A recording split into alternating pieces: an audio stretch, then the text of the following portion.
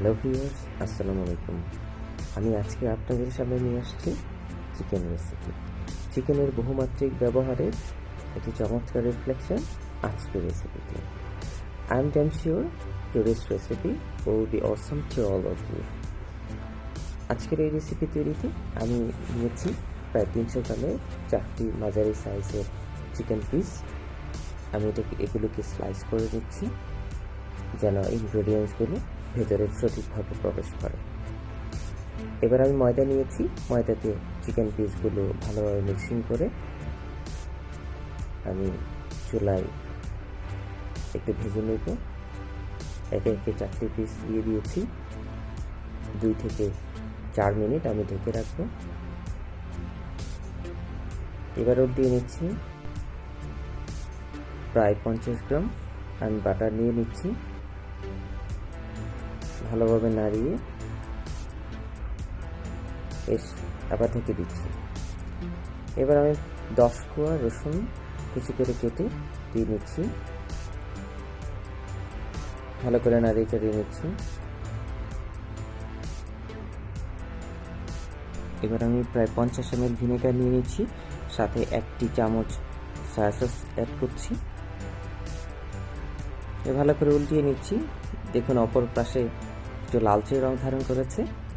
এবার নিয়ে নিচ্ছি 3 চামচ মধু, ভিনেগার, সয়া সস এবং রসুনের কুচি। এটা গ্রান এবং স্বাদকে বহুগুণে বাড়িয়ে দেবে। এই রেসিপির মূল উপাদান মূলত এই 4টি।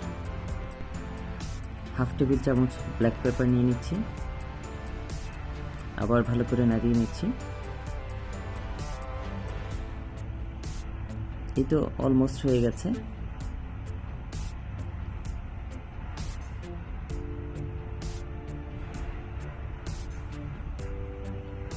এবার সার্ভিং এর জন্য আমি 3টি পেঁয়াজ কুচি পাতা এর উপর দিয়ে নিচ্ছি।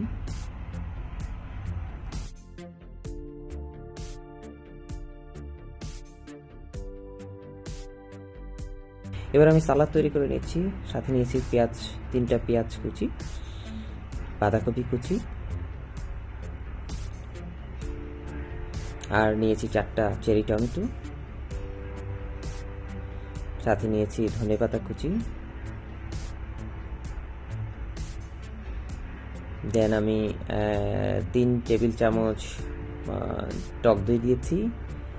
1 চামচ আমি মেয়োনেজ অ্যাড করে ভালো করে মিক্সিং করে নিচ্ছি। এই দেখুন কি চমৎকার একটি সালাদ তৈরি হয়ে গেল। আজকের রেসিপি সার্ভিং এর জন্য ready. Hopefully you enjoy it all. Thank you for watching.